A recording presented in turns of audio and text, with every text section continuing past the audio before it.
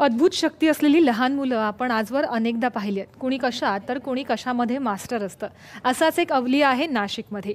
चारुदत्त थोरात असं त्याचं नाव. त्यानं अनेक ओव्या आणि गोव्या रचल्यात. पाहूयात या संदर्भातला एक खास रिपोर्ट. नाशिकच्या पेठ रोडवरील काव्य विष्णू सदन या घरात गेल्यावर याची प्रचिती येते. खरं तर आता हे घर घरच उरलेलं नाही, आता हे आमचं घर म्हणून उरलेलं नाही, हे एक ग्रंथरूपी देवालय झाले अशी भावना ते व्यक्त करतात.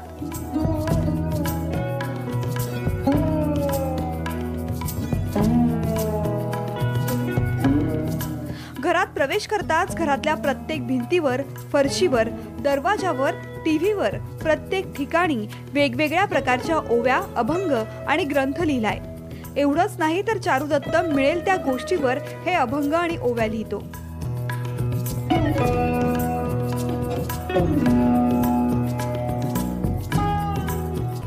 विशेष म्हणजे चारुदत्तने लिहिलेल्या या सगळ्या रचना त्याला स्वतःला सुचलेल्या आहेत.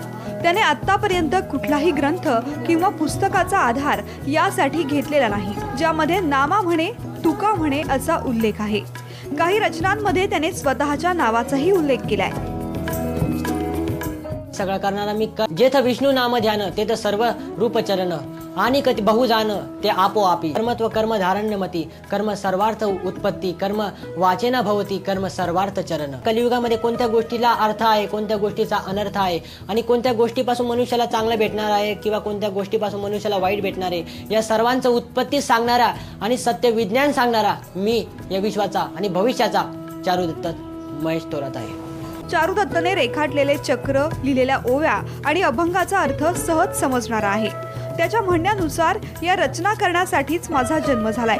ज्याप्रमाणे ज्ञानेश्वरी, भागवत गीता, हरिपाठ या रचनांचा संदर्भ आज आपल्याला लागतोय.